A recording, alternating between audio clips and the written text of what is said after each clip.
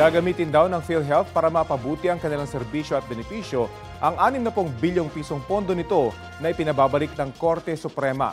Ayon sa PhilHealth, kabilang rito ang pagpapatupad ng Universal Healthcare Program. Matatandaan noong 2024, ipinare-remit sa PhilHealth ang halos 90 billion pesos na sobra umunong pondo ng ahensya. Nai-remit sa National Treasury ang naunang 60 billion pesos.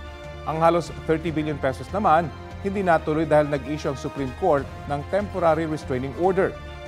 Sa desisyon ng SC, idineklara nitong walang bisa ang special provisions sa 2024 General Appropriations Act at Department of Finance Circular na naging basihan ng paglipat ng 60 billion pesos sa National Treasury matapos makita ng grave abuse of discretion ang pagpapatupad nito.